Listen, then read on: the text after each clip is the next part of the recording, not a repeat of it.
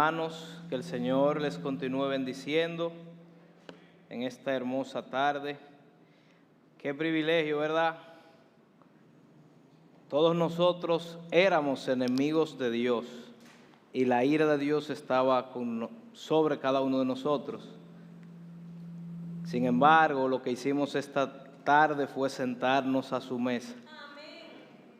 ¿Usted no se sintió en la mesa partiendo el pan y bebiendo el vino? Eso fue lo que hicimos ahora. Compartir con el Señor, poder tener acceso a su trono. Hermano, no hay mayor privilegio que ese. Es un tremendo honor y privilegio poder entonar esta canción con entendimiento. Gracias, Cristo, gracias. Por Él estamos aquí, por Él puedo yo predicar aquí hoy delante de ustedes. Por Él usted puede responder en arrepentimiento y fe a la predicación también. Todo es por Él y para Él. A Él sea la gloria por los siglos de los siglos. Bien, hermanos, como ya el pastor oró por mí y por ustedes, vamos a dar inicio a la prédica del día de hoy. Y hasta ahora Marcos nos ha presentado el poder de Jesús desplegado en milagros, ¿verdad? En exorcismos, incluso en la enseñanza, porque Él no enseñaba como los escribas y fariseos, sino que enseñaba como quien tenía autoridad.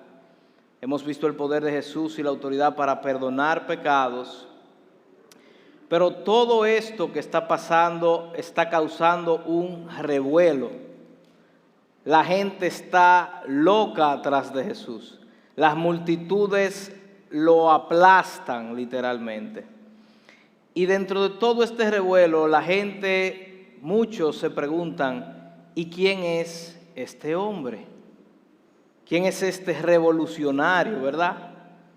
Y la semana pasada Marcos nos presentó la elección de los 12 apóstoles, pero en esta semana yo creo que Marcos quiere que nosotros nos respondamos a la pregunta, ¿quién dices tú que es Jesús? ¿Quién dices tú que es Jesús? Y para ello Marcos nos va a presentar tres opciones con tres diferentes escenarios en su narrativa. C.S. Lewis, uno de mis autores favoritos, en su libro Mero Cristianismo, marca o capta la idea de Marcos sobre las posibilidades de quién es Jesús. Así que permítame citar a Lewis en su libro Mero Cristianismo. Lewis dice, y abro la cita, estoy tratando de impedir que alguien diga la tontería que la gente dice a menudo de él. Estoy preparado para aceptar a Jesús como un gran maestro moral, pero no acepto sus afirmaciones de que era Dios. Eso es algo, dice Lewis, eso es algo que no debemos decir. Un hombre que fuera puramente hombre y dijera las cosas que Jesús dijo, no sería un gran maestro moral. O sería un lunático a nivel del hombre que dice que es un huevo hervido, o sería el diablo del infierno. Hay que tomar una decisión. O este hombre era y es el Hijo de Dios, o era un loco, o algo mucho peor. Lo puedes hacer callar por necio, lo puedes escupir y matarlo como a un demonio, o puedes caer a sus pies y llamarlo Señor y Dios. Pero no salgamos con ningún disparate condescendiente diciendo que era un gran maestro humano. Él no nos dejó esa opción abierta, ni era su intención hacerlo. Cierro la cita. Así que Marcos nos va a presentar tres opciones en tres escenarios para que nosotros decidamos quién es Jesús para nosotros. Por eso titulé esta prédica, ¿quién dices que es Jesús? Vayamos a Marcos capítulo 3, versículos del 20 al 35.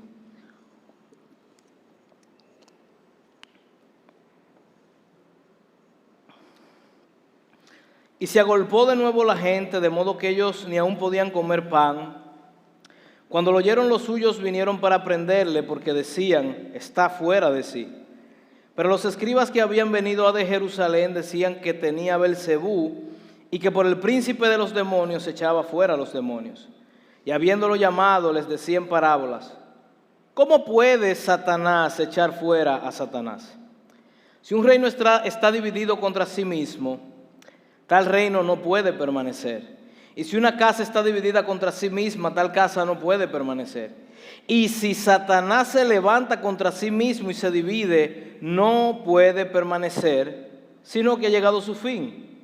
Ninguno puede entrar en la casa de un hombre fuerte y saquear sus bienes si antes no le ata, y entonces podrá saquear su casa. De cierto os digo que todos los pecados serán perdonados a los hijos de los hombres, y las blasfemias cualesquiera que sean, pero cualquiera que blasfeme contra el Espíritu Santo no tiene jamás perdón, sino que es reo de juicio eterno. Porque ellos habían dicho: tiene espíritu inmundo. Vienen después sus hermanos y su madre, quedándose afuera, enviaron a llamarle. Y la gente que estaba sentada alrededor de él le dijo: tu madre y tus hermanos están fuera y te buscan. Él les respondió diciendo: ¿quién es mi madre y mis hermanos? Y mirando a los que estaban sentados alrededor de él, le dijo: he aquí mi madre y mis hermanos, porque todo aquel que hace la voluntad de Dios, ese es mi hermano y mi hermana y mi madre. Este pasaje nos presenta tres escenas que son los tres puntos en los que propongo que dividamos esta sección. Y el punto número 1, vamos a ver a Jesús como un lunático, los versos 20 a 21. La opción número 2 es Jesús como un endemoniado, versos 22 al 30. Y en la opción número 3, vamos a ver a Jesús como Dios y Señor. Tenemos esas tres opciones, vamos a ver cuál creemos que Él es. Bien, la opción número 1 está en la escena que nos presenta Marcos 3, 20 y 21. Jesús como un lunático. Marcos 3, 20 y 21 dice: y se agolpó de nuevo la gente, de modo que ellos ni aún podían comer pan. Cuando lo oyeron los suyos, vinieron para prenderle, porque decían: está fuera de sí. En el verso 20 otra vez vemos a las multitudes golpeándose contra Jesús, buscando sanidades, milagros y que les resolvieran su problema inmediato. Y aquí vemos una característica de las multitudes que no habíamos visto la semana pasada. Y es que estas multitudes siguen un evangelio egocéntrico. Ellos siguen un evangelio completamente centrado en sus necesidades físicas, en su voluntad y no en la voluntad de Dios. A ellos no les importan las necesidades de los demás. Fíjense que ellos ni siquiera dejaban comer a Jesús. Que se muera Jesús, ¿verdad? Porque a mí hay que sanarme. Así que vemos que estas personas siguen a un evangelio que es completamente centrado en ellos mismos, en hacer su voluntad y no en hacer la voluntad de Dios. Ahora, la primera pregunta que uno se hace al leer el versículo 21 es: ¿quiénes eran los suyos? Dice que y vinieron los suyos, es decir, los de Jesús, para prenderle. La palabra literal significa para tomar custodia de él. ¿Quiénes eran los suyos? En el versículo 31 nos dice quiénes eran los suyos. Los suyos eran su familia nuclear, su madre y sus hermanos. Vienen a donde Jesús a tomar custodia de Jesús porque decían de él: está fuera de sí. En pocas palabras, los hermanos de Jesús y su madre creían que Jesús estaba volviendo loco. ¿Usted sabe lo que es eso? Desde la perspectiva de la familia de Jesús, Jesús había perdido los estribos porque él había llegado a creer que él era el Mesías prometido desde el Antiguo Testamento, el Mesías que se había profetizado que vendría. Jesús se estaba colocando en el lugar de Dios porque se atribuye el poder y la autoridad para perdonar pecados. Y su familia nuclear dice no, Jesús se volvió loco. Jesús se volvió loco. Ahora, no seamos tan duros con la familia de Jesús. Fíjense que sus hermanos crecieron jugando con Jesús. No se crea que Jesús tuvo una niñez diferente a la de cualquier niño. No, Jesús era un niño como los niños que vemos aquí corriendo, como los niños que jugaban. Lo único que era un niño sin pecado, pero era un niño al fin y al cabo. Jesús fue niño, él tuvo una niñez. Y por favor, no se imaginen a Jesús todo el día con su antiguo rollo del Antiguo Testamento, leyéndolo tranquilo el día entero llorando. No, Jesús tuvo una niñez. Jesús jugaba con sus hermanitos. Jesús jugaba probablemente con sus vecinos si tenía. Probablemente José le hizo un caballito de madera para que jugara y Jesús se la pasaba jugando con su caballito. Si tú creces con un niño jugando, compartiendo, jugando a las escondidas, quizá iban al baño juntos, y 30 años después, ese hermanito tuyo dice, yo soy Dios. ¿Qué tú vas a creer? Lo mismo que creyeron sus hermanos. Ahora de repente los hermanos de Jesús ven que Jesús afirma ser Dios encarnado. Así que yo creo que la preocupación de los hermanos de Jesús no era tan ilógica. Sus propios hermanos no creían en Jesús, al menos durante su ministerio terrenal. Luego de la resurrección, ellos creyeron. De hecho, Santiago, que era el hermano de Jesús, fue que escribió el libro de Santiago. Santiago creyó después de la resurrección, pero no creyó en Jesús durante su ministerio terrenal. Santiago creía que Jesús era un lunático durante su ministerio terrenal.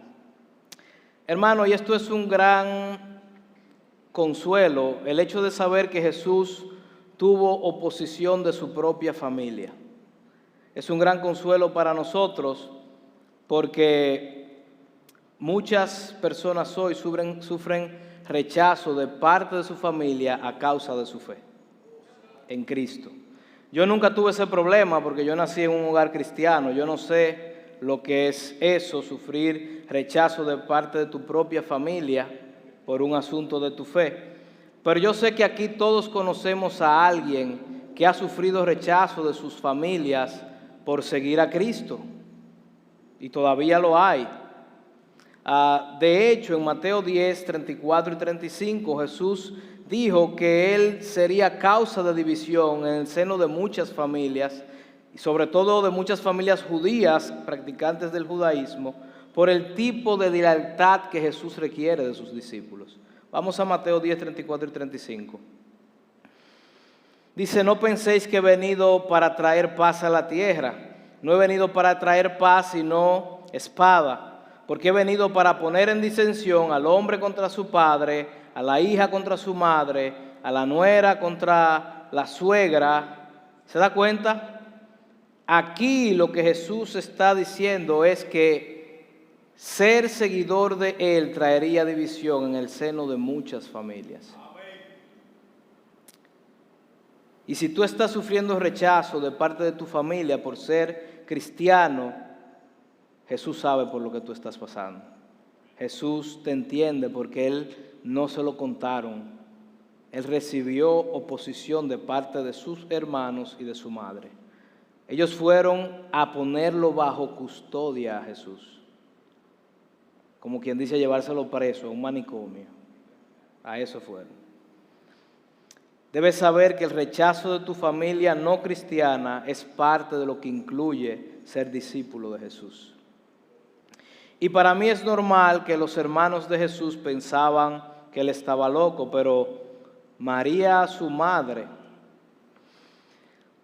yo creo que para mí no es normal que María estuviera ahí buscando a Jesús. Porque María es la única mujer en la historia de la humanidad que ha quedado embarazada sin tener relaciones sexuales.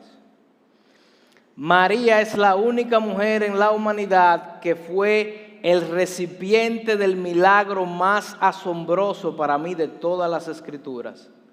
María fue el recipiente de la encarnación. Fue a María y no a sus hermanitos que los ángeles se le aparecen y le dicen: ¿quién es ese que ella lleva en el vientre? Ese es el Hijo de Dios, María. Tú estás embarazada del Espíritu Santo, María. El fruto de tu vientre santo es, María. Le pondrás por nombre Jesús, porque Él salvará a su pueblo de sus pecados, María. María, ¿qué tú haces buscando a Jesús para llevártelo con la chancleta como si Él fuera un loco, María? Y centrándome en María, me di cuenta que nosotros no somos muy diferentes de María. A veces nosotros también pensamos que Jesús no es muy coherente en lo que dice. ¿Acaso, hermano, nosotros no somos culpables de minimizar a Jesús? ¿De minimizar su poder y su autoridad sobre nuestras vidas? Aún sabiendo quién es Jesús, no lo minimizamos. No lo tratamos como menos que el Dios y Señor de nosotros. Y lo digo porque, por ejemplo, Jesús dice: buscad primeramente el reino de Dios y su justicia, y todas las cosas serán añadidas. Pero eso a nosotros no nos parece coherente, ¿o sí? Usted podrá decir que sí con la boca, pero nuestras vidas demuestran que esto es una incoherencia de Jesús, porque vivimos al revés a lo que Él dice. Vivimos primero buscando añadidura y después, si me queda tiempo, entonces el reino de Dios. Con eso tratamos a Jesús como un incoherente lunático. Y puedo poner muchísimos ejemplos más que por cuestiones de tiempo no voy a poner. Pero cada uno de nosotros sabe que hay palabras de Jesús que a nosotros nos chocan y nos resultan incoherentes porque vivimos de una manera contraria a la que Jesús dice. Así que no nos hagamos los santos. Nosotros muchas veces pensamos que Jesús es un lunático. Y nuestras vidas lo demuestran. No hay coherencia muchas veces. Por eso es que hay áreas de nuestra vida que no se las rendimos. ¿Por qué usted cree que hay áreas de nuestra vida no rendidas? Porque Jesús no es coherente, ¿verdad? Pero ahora Marcos pasa a otra escena y pasa de aquellos que piensan que Jesús estaba loco a otros que pensaban que Jesús, o no pensaban, ellos quieren pensar que Jesús está endemoniado, y eso nos lleva a la segunda opción. La primera es Jesús como un lunático, la segunda es Jesús como un endemoniado, Marcos 3:22.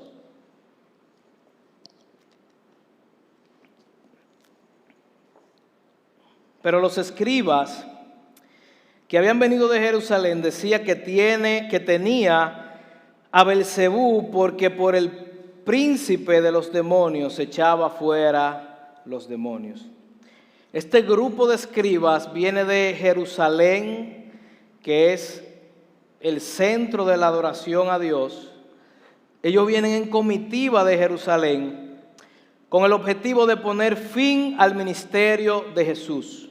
A eso vienen estos escribas. Recordemos que los escribas eran los intérpretes de la ley, eran los teólogos de aquel tiempo, eran personas sumamente respetadas y confiables en sus dichos. Era la crema innata de la religión judía. No había nada más alto de ahí. Y también quiero que recordemos que en el mismo libro de Marcos se nos presenta a Jesús echando fuera demonios. Y estos escribas habían visto eso. Habían visto a Jesús echando fuera demonios, y cuando los demonios se manifestaban, comenzaban a dar gritos diciendo: tú eres Jesús, el Hijo de Dios. Comenzaban a revelar la identidad de Jesús. Vamos a Marcos, este mismo capítulo, Marcos 3, 11 y 12, para que usted vea. Y los espíritus inmundos, al verle, se postraban delante de él y daban voces diciendo: tú eres el Hijo de Dios. Mas él les reprendía mucho para que no le descubriesen.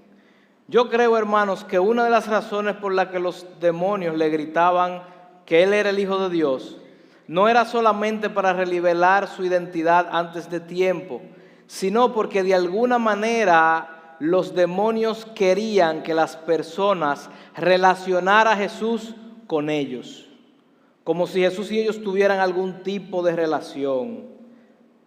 Y los escribas aprovechan esa coyuntura entonces para decir que Jesús, acusar a Jesús de estar poseído por Satanás. Oiga qué acusación. Y que por el poder del mismo Satanás era que los demonios se le sometían a Jesús. Ellos, los escribas, al no poder negar el poder y la autoridad de Jesús para echar fuera demonios, como no quieren reconocerlo como Señor y Dios y no quieren someterse a su autoridad, ellos prefieren rayar en lo ridículo. Ellos prefieren rayar en lo absurdo. Ellos prefieren actuar y hablar contra toda evidencia y contra toda la razón. Simplemente por no reconocer a Jesús como Dios. Y Jesús llama a estos escribas. Y vamos a ver lo que le dice. Marcos 3, 23 al 26.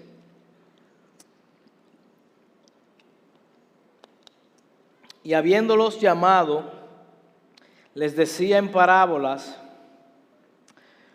les decía así, con esta pregunta: ¿cómo puede Satanás echar fuera a Satanás? Si un reino está dividido contra sí mismo, tal reino no puede permanecer. Y si una casa está dividida contra sí misma, tal casa no puede permanecer. Y si Satanás se levanta contra sí mismo y se divide, no puede permanecer, sino que ha llegado a su fin. Mis hermanos, la lógica de Cristo aquí es irrefutable. Es irrefutable. Cristo ni siquiera está apelando a la fe. Cristo está apelando a la razón. Cristo está apelando a la lógica para que ellos mismos vean que su acusación es absurda, completamente absurda. ¿Cómo es posible que el poder para echar fuera demonios provenga del líder de los demonios? ¿Cómo eso es posible? Hermano, usted sabe que Satanás es astuto. La Biblia no nos presenta a Satanás como un bobo ni como un tarado. La Biblia nos presenta a Satanás como una serpiente astuta. Satanás es pero muy sabio. Satanás tiene mucha, pero mucha sabiduría. Claro, sabiduría terrenal y diabólica tiene, pero al fin y al cabo tiene sabiduría. Así que Satanás es sabio, Satanás es inteligente. Ningún ser con tal astucia e inteligencia va a darle poder a otro para que ese otro destruya el reino que él está construyendo. Eso es ilógico, eso es absurdo. Esta acusación pone en evidencia que la ceguera de los escribas era una ceguera voluntaria. No era que le faltaba información. No era en ignorancia que hicieron la acusación. Era una ceguera voluntaria. Ellos no querían ver que el poder y la autoridad de Jesús provenía de Dios, porque ellos tomaron la decisión de no verlo. Y lo triste es que esta es la realidad de muchos hoy, muchísimos hoy, que actúan contra toda razón y contra toda lógica para no reconocer que Jesucristo es Señor y Dios. para negar la deidad de Jesús. Ahora, yo quiero que notemos algo en esta afirmación que hace Cristo, y es algo a lo que debemos prestar atención. Cristo no solamente está confirmando la existencia de Satanás, por si aquí hay alguien que cree que Satanás no existe. Cristo no solamente está afirmando y confirmando la existencia de Satanás, sino que Cristo está apuntando a la realidad de que Satanás está construyendo un reino. Satanás quiere imitar a Dios en todo lo que hace Dios. Y si bien es cierto que Dios está construyendo su reino, no es menos cierto que Satanás también está construyendo el suyo. El reino de Satanás es un reino de confusión, de pecado, de maldad, y él está empeñado en mantener al hombre en este estado de esclavitud y hacer todo lo que sea posible y todo lo que esté a su alcance para que el reino de Dios no gane terreno al reino de las tinieblas. Debemos saber eso, hermanos. Hay oposición, la hay. Y Jesús está diciéndolo aquí. Jesús habla del reino de Satanás, porque Jesús dice, ningún reino. ¿Se da cuenta? El reino de las tinieblas no es de los muñequitos, es real. Y está operando en este siglo. Ahora, Satanás está trabajando arduamente por construir su reino. Así que esta declaración de los escribas es absurda. En vez de levantarse contra sí mismo y poner su reino en peligro, estas manifestaciones demoníacas lo que indican es que que Satanás está defendiendo su territorio. Satanás está defendiendo a capa y espada su reino. Si fuera por Satanás, su dominio sobre los hombres nunca tendría fin. Si fuera por Satanás, Satanás no dejara escapar una sola alma de las que él tiene bajo su dominio. Una no puede escapar. Si fuera por Satanás, no dejara ir a nadie. Él nunca soltará ningún alma por voluntad propia. Nunca lo va a hacer. Nunca lo soltará por voluntad propia. Pero no nos preocupemos por esta realidad, hermanos. El reino de los cielos se ha acercado y junto con el reino de los cielos ha descendido el Rey de reyes y Señor de señores, que es más fuerte y poderoso que Satanás, que vino a deshacer las obras del maligno. Así que Satanás, aunque no quiera, no tiene la última palabra.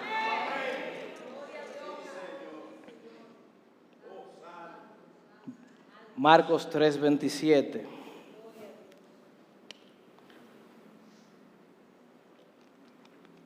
Dice Jesús: ninguno puede entrar en la casa de un hombre fuerte y saquear sus bienes si antes no le ata, y entonces podrá saquear su casa. En esta parábola, Satanás es el hombre fuerte. El reino de las tinieblas es su casa y los seres humanos cautivos en su reino son los bienes que Satanás tiene en su casa en este mundo. Pero Jesús aquí se está presentando como uno más fuerte que el hombre fuerte. Uno que ha irrumpido en la casa del hombre fuerte. Uno que ha irrumpido en el reino de las tinieblas. Ha invadido el territorio del diablo. Y no solo lo ha invadido, lo ha atado para saquear el reino de las tinieblas. Jesús, al encarnarse, entra en la casa del hombre fuerte y penetra en el reino de las tinieblas y ata al hombre fuerte a través de su muerte y su resurrección, de tal manera que ahora Jesucristo puede tomar a los que Él quiera de la casa del hombre fuerte. Él puede entrar y hacer así: tú sal de ahí, tú sal de ahí, tú sal de ahí, y Satanás está atado así y no puede hacer nada contra Jesucristo, el Rey de reyes y Señor de señores. Jesús puede tomar a quien Él quiera. Jesucristo es mucho más fuerte que el hombre fuerte. Jesucristo tiene poder y autoridad absoluto sobre el hombre fuerte. Hermano, Él venció todas las tentaciones. Él venció en la cruz del Calvario para poder saquear la casa del hombre fuerte. A ti y a mí nos sacaron de la casa del hombre fuerte. A ti y a mí nos sacaron del reino de las tinieblas a su luz admirable. Tú y yo éramos posesión de Satanás. Tú y yo éramos esclavos del diablo. Oh, pero Cristo es más fuerte que el diablo. Cristo ató al diablo y cuando Cristo le dijo, José, venga para acá. ¿Usted sabe qué hizo el diablo? No podía hacer nada. Areli, Carlos y todos los que han sido rescatados del reino de las tinieblas han sido rescatados porque Jesús es más fuerte que el hombre fuerte. Yo recuerdo que cuando estaba dando la materia de escatología, el profesor explicaba la posición escatológica del amilenialismo.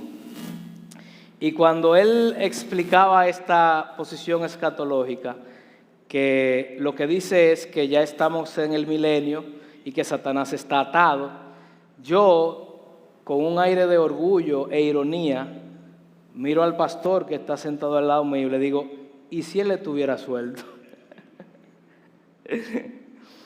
Pero luego el profesor cita las palabras de Jesús en Marcos sobre la realidad de que Jesús ha atado al hombre fuerte, de que Jesús ha irrumpido el reino de las tinieblas y ha atado al diablo. Y después que él cita a Marcos 3, yo digo, oh, pero hay un problema entonces. Y para defender mi posición pienso en 1 de Pedro 5:8, que es un versículo que todos conocemos. 1 de Pedro 5:8 dice, haced sobrios y velad, porque vuestro adversario el diablo anda como león rugiente buscando a quien devorar, ¿verdad? Si Satanás anda como león rugiente buscando a quien devorar, entonces está suelto. Eso es lo que digo yo, no está amarrado. Esos son mis razonamientos adentro de mí en lo que este profesor me está dando la clase. Y después me acordé que ese versículo sigue en el versículo 9. Primera de Pedro 5:9. No se queda ahí. Y es bueno que no aprendamos el versículo 9. Porque siempre hacemos énfasis en que el diablo anda como león rugiente buscando a alguien devorar. Pero mire lo que dice el versículo 9. Al cual, ¿qué usted hace con ese león? Al cual resistid firmes en la fe. Yo te pregunto, te voy a hacer dos preguntas. ¿Tú has resistido al diablo, aunque sea una sola vez en tu vida, y lo has vencido? Levanten la mano quienes han hecho eso. Esa es la primera pregunta. La segunda, ¿cómo tú crees que tú pudiste resistir al diablo? ¿O por qué tú crees que tú lo pudiste resistir? Porque el diablo está atado, por eso lo pudiste resistir. Si el diablo no estuviera atado, no hay ser humano que lo resista. Pero él está atado porque Jesús lo ató. Esto es una realidad gloriosa, hermanos. De manera que Jesús ha hecho esto por nosotros.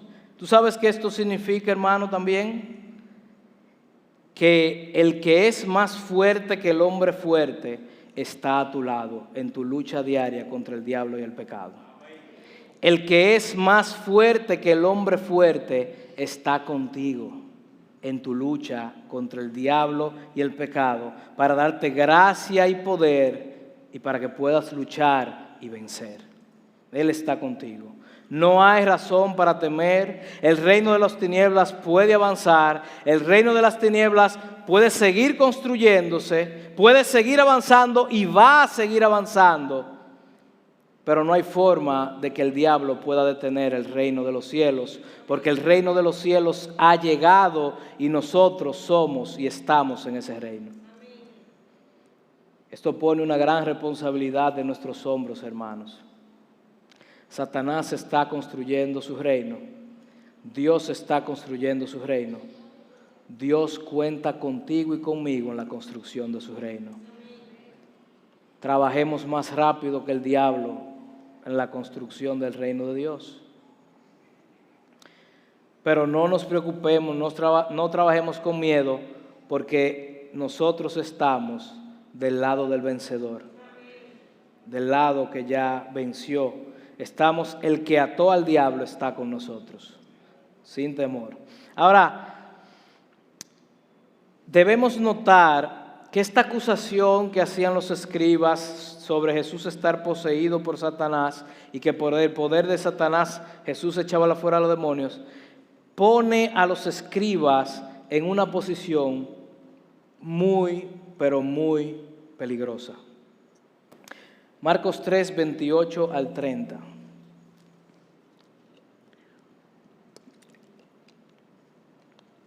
De cierto os digo que todos los pecados serán perdonados a los hijos de los hombres. Es más, y las blasfemias, dice, ¿se da cuenta? Y las blasfemias, dice ahí, cualesquiera que sean. Pero cualquiera que blasfeme contra el Espíritu Santo no tiene jamás perdón, sino que es reo de juicio eterno, porque ellos habían dicho, tiene espíritu inmundo. Yo recuerdo que cuando yo era adolescente, yo leí este texto y yo me llené de pavor cuando yo leí este texto. Porque yo estaba preocupado si yo había cometido ese pecado de blasfemar contra el Espíritu Santo. Y yo de una vez me preocupé y dije, ¿y si ya yo cometí ese pecado? Soy reo de juicio eterno. Estaba tan preocupado que me acerqué a uno de los líderes de adolescentes, o no me acuerdo si fue a la pastora del niño, hace muchos años de eso. Y le pregunté cuál era ese pecado para saber si ya yo lo había cometido, porque yo estaba muy preocupado. Y la respuesta que me dio esa persona fue que la blasfemia contra el Espíritu Santo era relajar con las personas que hablaban en lenguas. En ese tiempo, todavía se cree, y quizá muchos de ustedes lo creen, se entendía que las personas que hablaban en lengua tenían una doble porción del Espíritu Santo o tenían un bautismo adicional del Espíritu Santo y eran personas como más santas, lo mismo que creían en Corintio. Usted lee Corintio y se va a dar cuenta que eso era lo que ellos creían. Entonces esa persona me dijo, si tú te burlas de ellos, eso es blasfemia contra el Espíritu Santo. Si tú relajas con eso. Y ahí fue que a mí me dio miedo de verdad, porque yo sí había relajado con eso. Yo había dicho, Rambo saca la bazuca y esas cosas, burlándome de las personas que hablaban en lengua. Y cuando esa mujer me dijo eso, yo dije, no, reo de juicio eterno. Vamos a dejar esto se acabó, yo cometí el pecado imperdonable. Pero después yo me volví a topar con este texto y me di cuenta que esa mujer estaba equivocada. Yo sé que era mujer, pero no sé quién, no me acuerdo quién fue. Digo yo, ella probablemente me dijo eso para que yo dejara de relajar a esa gente. Yo quiero que leamos lo glorioso de este texto, hermano, porque nosotros nos asustamos con eso, pero aquí hay una tremenda, hermosa, para mí, una de las verdades más profundas del Evangelio y una de las verdades más esperanzadoras de todo el Evangelio está en este versículo. Vamos a leer el versículo 28 otra vez para que usted vea. No, siga asustado con lo de la blasfemia, pero vamos a poner en pausa lo de la blasfemia y vamos a leer el versículo 28. Marcos 3:28. Oiga esta declaración de Jesús, qué gloriosa. De cierto os digo, oiga qué glorioso, hermano. Esto es asombroso, o sea, gloria a Dios por este texto. Marcos 3:28. De cierto os digo que todos los pecados serán perdonados a los hijos de los hombres, todos los pecados y las blasfemias cualesquiera que sean. Eso no es glorioso, hermano. Todos los pecados. Nuestro Dios está dispuesto a perdonar todos los pecados. Todos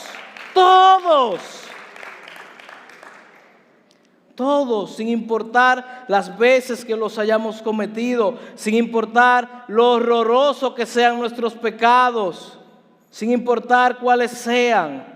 Si tú vienes a Cristo en arrepentimiento y fe, Él te dice: todos los pecados serán perdonados. Todos, todos.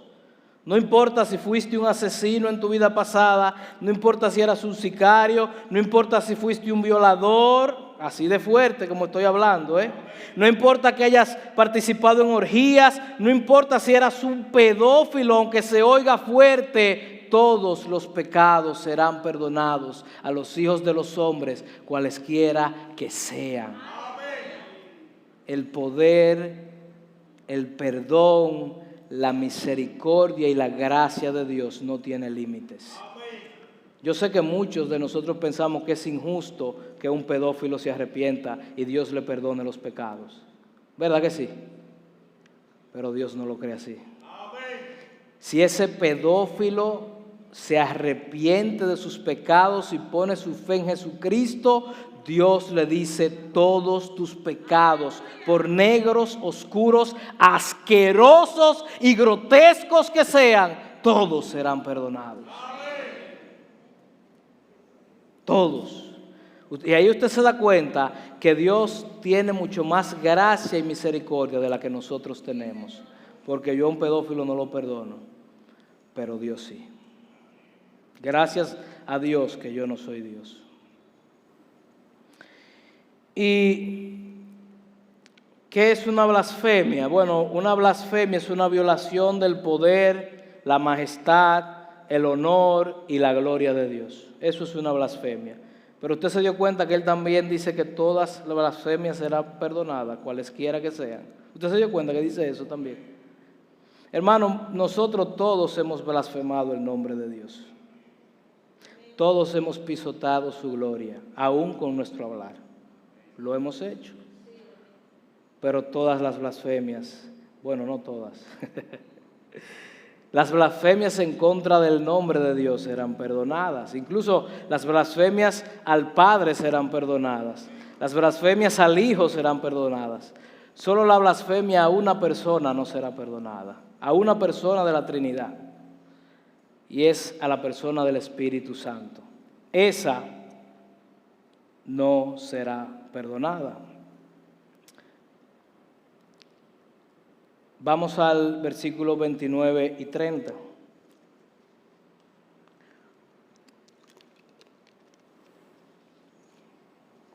Dice Jesús: pero cualquiera que blasfeme contra el Espíritu Santo no tiene jamás perdón, sino que es reo de juicio eterno, porque ellos habían dicho: tiene espíritu inmundo.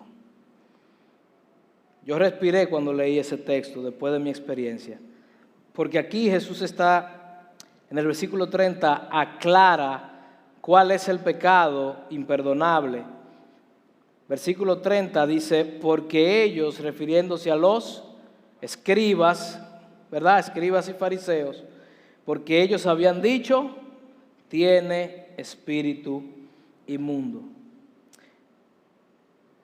Hermano, esta era una blasfemia contra el Espíritu Santo, porque durante su ministerio terrenal, todas las obras que Jesús hizo, Él afirmó que las hizo en el poder ¿de quién? En el poder del Espíritu Santo.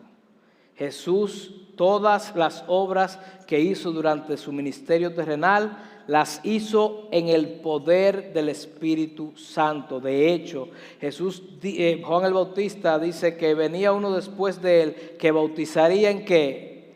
En Espíritu Santo y fuego. Es decir, que investiría con el poder del Espíritu Santo. Estos fariseos, acabando de ser testigos de una liberación demoníaca, porque ellos lo vieron con sus propios ojos, teniendo todo el conocimiento teológico y lógico para saber que Satanás no va a echar fuera a Satanás, ellos se atreven a atribuir el poder del Espíritu Santo a Satanás con plena conciencia, actuando contra toda razón y lógica y contra toda evidencia. Las blasfemias serán perdonadas, pero la que es contra el Espíritu no puede ser perdonada, porque este pecado coloca al hombre en una condición de dureza tal que ya no puede ni quiere arrepentirse, precisamente porque es el Espíritu Santo, la persona de la Trinidad, que se encarga de abrir los ojos al pecador y producir arrepentimiento y fe en el corazón del hombre. El Padre no hace eso. El Hijo no hace eso. El Espíritu Santo es la persona de la Trinidad responsable de convencer de pecado, justicia y juicio. Nada más. Si tú cierras tu corazón contra toda evidencia a la obra del Espíritu Santo, a tal punto que tú admites que el Espíritu Santo no existe, sino que eso es un poder demoníaco, entonces tú te expones en una posición donde el arrepentimiento se te hace imposible. Cuando un individuo decide endurecer su corazón a tal punto de razonar contra toda evidencia y voluntariamente contra la obra del Espíritu, atribuyéndola a poderes demoníacos, esa persona se ha cerrado la posibilidad de experimentar arrepentimiento para siempre. Y más que decirlo con la boca, la blasfemia contra, bueno, esto soy yo que lo digo, esto es una opinión mía. Yo creo que la blasfemia contra el Espíritu Santo es un asunto del corazón, porque es un acto de resistencia total contra el Espíritu, a tal punto que el Espíritu se retira gradualmente con su poder de convicción, para que el pecador nunca sea capaz de arrepentirse. Esa persona se cierra la puerta a la salvación. De manera, mi amado hermano y mi querido hermano, que si tú al igual que yo te sentías preocupado por la posibilidad de haber cometido este pecado, déjame decirte que esa preocupación es una clara evidencia de que tú no has cometido ese pecado. Porque si tú estás preocupado por el estado de tu alma, si tú estás preocupado por tu salvación, eso quiere decir que tu corazón está sensibilizado. Y si tu corazón está sensibilizado, ¿tú sabes quién fue que te lo sensibilizó? El Espíritu Santo está trabajando en ti. Y cuando yo leí eso,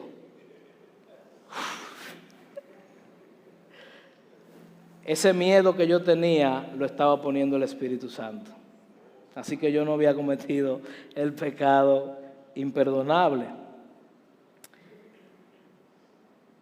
Las personas que han llegado a la condición de estos escribas a los que Cristo se dirige, son personas que no tienen ninguna sensibilidad espiritual. Son personas que se han colocado en una posición en la que el Espíritu nunca los convencerá de pecado, porque ellos no quieren que lo convenzan. Ahora bien, yo sí debo hacer una advertencia para nosotros, porque si no la hago, sí estoy pecando. No soy reo de juicio eterno, pero sí peco.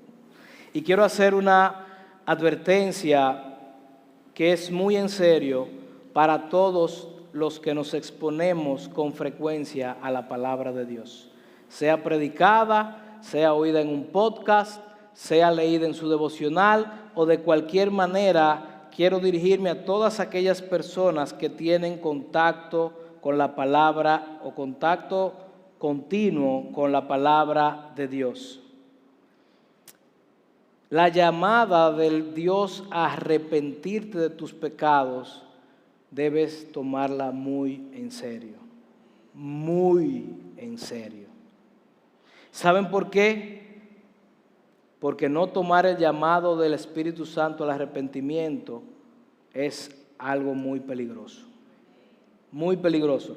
¿Por qué? Porque si tú escuchas continuamente el llamado de Dios a arrepentirte, a dejar tus pecados y tú lo escuchas continuamente en las Escrituras y escuchas continuamente su palabra, o a tu mamá peleándote y diciéndote, citándote las Escrituras y Dios hablándote por todos los lados, y tú sigues en tu pecado y sigues en tu pecado y sigues en tu pecado y sigues en tu pecado y sigues en tu pecado y no haces caso a las advertencias del Espíritu Santo a través de tu palabra, de su palabra, puedes llegar a una línea de no retorno. Te puedes insensibilizar a tal punto que no haya vuelta atrás y pierdas toda sensibilidad del espíritu. Esaú es un claro ejemplo de esto, quien con lágrimas buscó el arrepentimiento y no lo encontró. El llamado de Dios, mi querido amigo y mi querido hermano, el llamado de Dios es el siguiente, grábatelo. Si oyes ahora su voz, no endurezcas tu corazón. No lo endurezcas. Arrepiéntete de tus pecados, confiésalos, apártate de él, pídele gracia al Señor para abandonar tus pecados y Él te la va a dar. Y gracias a Dios que este pasaje no termina de manera tan trágica, ¿verdad? Ni tan reprensiva. Marcos nos ha presentado a los que creían que Jesús era un lunático. Marcos nos ha presentado a los que creían que Jesús era un endemoniado. Yo espero que usted no crea que Jesús era ni lunático ni endemoniado, ¿verdad? Pero ahora, la última escena, Marcos nos va a presentar una verdad gloriosa y esperanzadora. Gloriosa y esperanzadora, porque hay un grupo de personas que tiene un concepto correcto de Jesús. No lo considera ni un lunático, no lo considera un endemoniado, sino que este grupo de personas reconoce a Jesús como Señor y Dios. Vayamos a los versículos 31 al 35 de Marcos capítulo 3.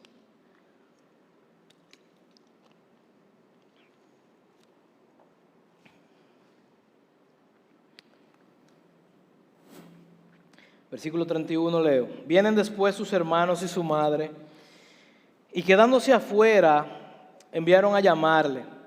Y la gente que estaba sentada alrededor de él le dijo, tu madre y tus hermanos están afuera y te buscan. Él les respondió diciendo, ¿quién es mi madre? ¿Y quién es mis hermanos? Ahí fue que ellos pensaron que él estaba loco de verdad. ¿Cómo que quién es mi madre y mis hermanos? Y mirando a los que estaban sentados alrededor de él, dijo, a los que estaban sentados alrededor de él, probablemente sus discípulos, dijo, he aquí mi madre y mis hermanos, porque todo aquel que hace la voluntad de Dios, ese es mi hermano, y mi hermana y mi madre. Fíjense que la familia de Jesús va a buscarlo para tomar custodia de él, pero no entran a donde él está, sino que lo mandan a llamar. Y cuando lo mandan a llamar, le dicen, Jesús, tu familia te está buscando. Tu papá, tu mamá, José no estaba ahí parece. Tu mamá y tus hermanos vinieron a llevarte para el manicomio, Jesús. Están allá afuera buscándote. Pero el Señor aprovecha ese momento para enseñarnos una verdad, hermanos, que es tremendamente gloriosa. Y es la realidad de que Jesús vino a formar una nueva familia. Jesús vino a formar la familia de la fe. Y yo creo que esta es una de las razones por las que Dios permitió la caída en el plan de redención o en el plan de la creación. Yo creo que Dios permitió la caída porque Dios quería hacernos parte de su familia a nosotros. Y sin la caída eso no era posible.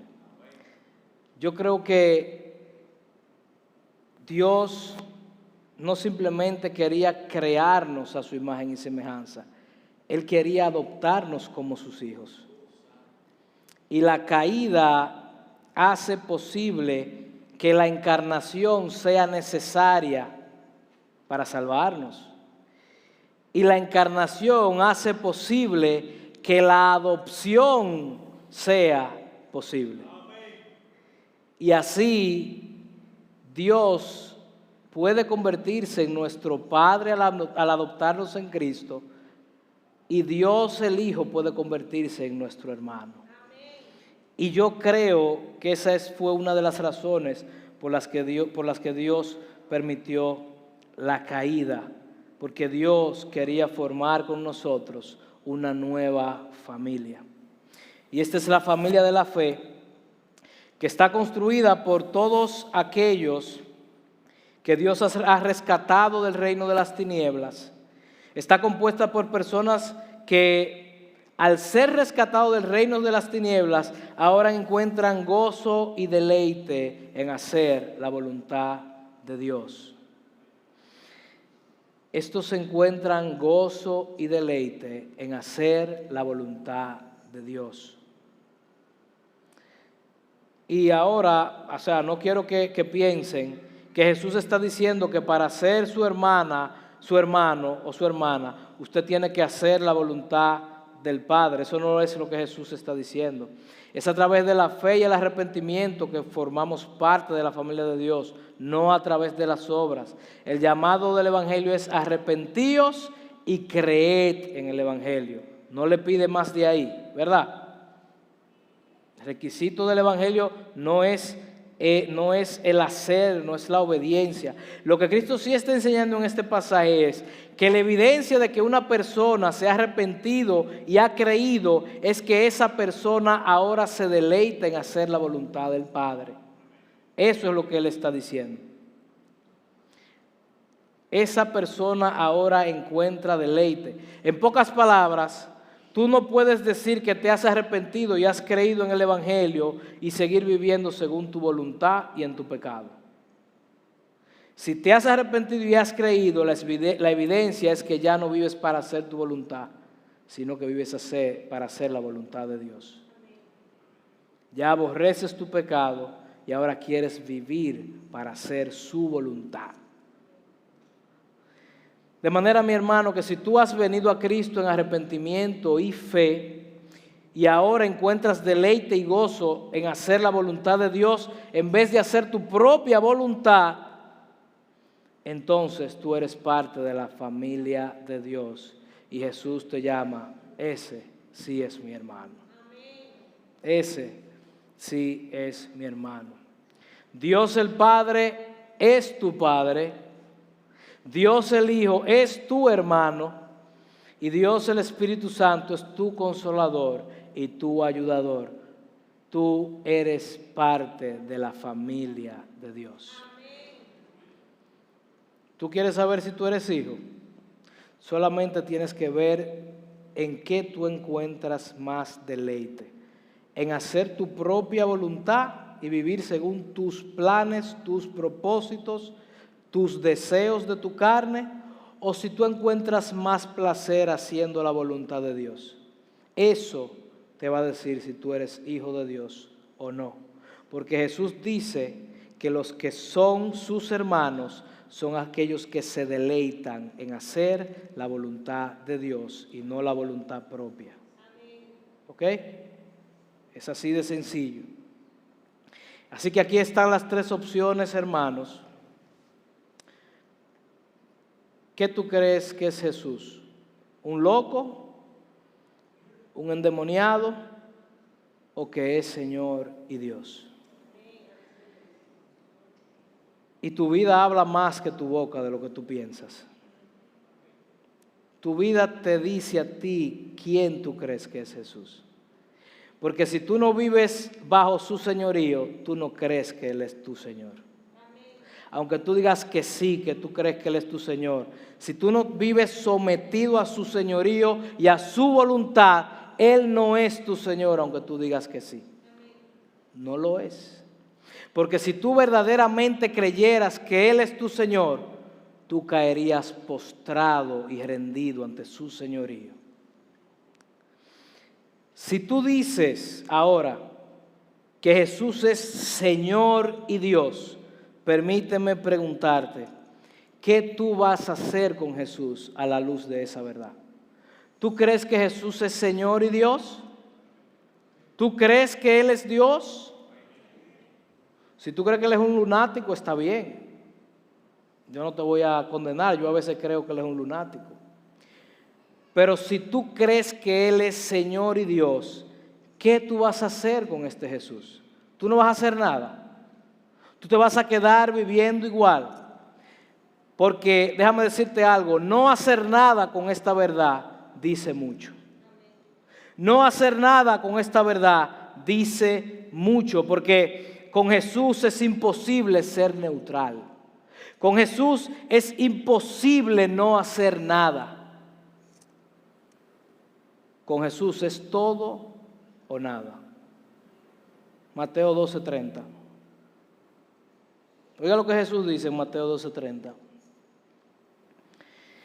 El que no es conmigo, contra mí es. Y el que conmigo no recoge, desparrama. A Jesús lo rechazas o lo abrazas con todo tu corazón. No hay más opciones. O lo rechazas, el que no es conmigo, o lo rechazas o lo abrazas con todo tu corazón. Una de las dos. Si lo consideras solo como un gran maestro, ¿tú sabes qué pasa? Estás en contra de Jesús. Si lo consideras como un gran profeta, estás en contra de Jesús. Si lo consideras como algo menos que el Señor y Dios del universo, como cualquier cosa menos que Dios, tú estás en su contra. Como dice C.S. Lewis, lo puedes hacer callar por necio, lo puedes escupir y matarlo como a un demonio, o puedes caer a sus pies y llamarlo Señor y Dios. Mi hermano, mi amigo, ¿qué tú vas a hacer con Jesús? Esa es la pregunta que tú tienes que hacerte en esta hora. Hermano, y déjeme decirle, aquí no está pasando nada malo para que usted tenga esas caras tan fúnebres. Lo que aquí está pasando esta tarde es glorioso. Y es glorioso porque Jesús nos está dando la oportunidad de caer una vez más rendido a sus pies y reconocerlo como Señor y Dios. Hoy, a partir de ahora, desde hoy, puedes hacerlo. Tú puedes hacerlo. Hoy te está dando la oportunidad de encontrar en Él el perdón de todos tus pecados. Todos los pecados le serán perdonados a los hijos de los hombres. Todos los pecados te serán perdonados. Y las blasfemias. Hoy el Señor te está diciendo, tú puedes llamarme Señor. Yo puedo convertirme en el Señor de tu vida. Tú puedes hacerlo si quieres. Hoy Él te está diciendo, tú puedes formar parte de mi familia, puedes ser uno de esos que ama hacer la voluntad del Padre.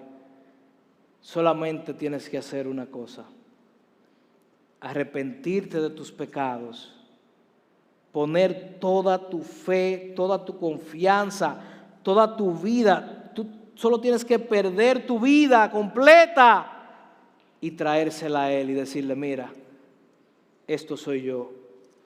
Haz conmigo lo que tú quieras. Y ahí Él es tu Señor y será tu Dios. Vamos a ponernos de pie y vamos a orar.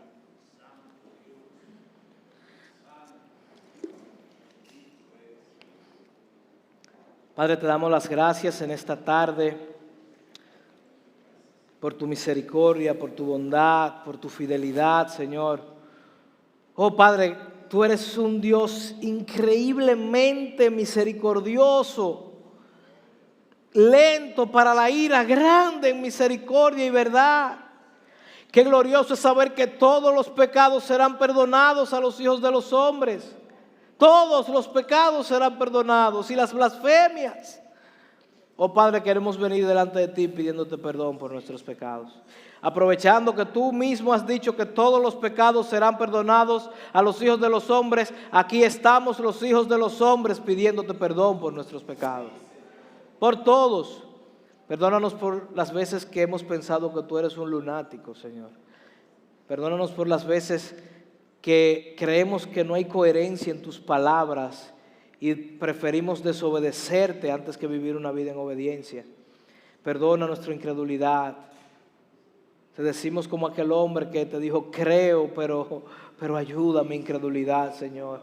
Perdona nuestra incredulidad, ayúdanos. Perdona nuestros pecados, nuestra negligencia, nuestra pereza, nuestra idolatría, nuestras blasfemias. Perdona, Señor, contra tu nombre. Oh Padre, en esta tarde queremos reconocerte como nuestro Señor y Dios. No como menos de ahí. Tú eres Dios.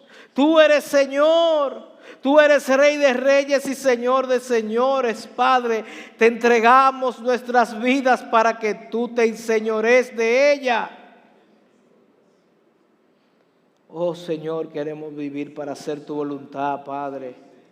No para hacer nuestra voluntad propia, Señor. Queremos perder nuestra vida para ganarte a ti, Padre. Queremos perder nuestra vida para encontrarla en ti, Señor. Oh Padre, que tu Santo Espíritu, que es el que convence, traiga convicción en esta mañana a cada uno de nosotros sobre la necesidad urgente que tenemos de hacerte dueño y Señor de nuestras vidas. Oh Padre, danos la fuerza para hacerlo. Pon en nosotros el querer como el hacer, Señor. Ten misericordia de nosotros, Señor, y ayúdanos. Te pedimos, Padre, que nos ayudes, que nos perdones y que nos aceptes en tus pies, que nos aceptes como tus súbditos. Queremos que tú seas Señor y Dios de nuestras vidas. No queremos nada menos de ahí, Señor. Pedimos todas estas cosas en el nombre poderosísimo de tu Hijo Jesucristo y por sus méritos solamente. Amén y amén.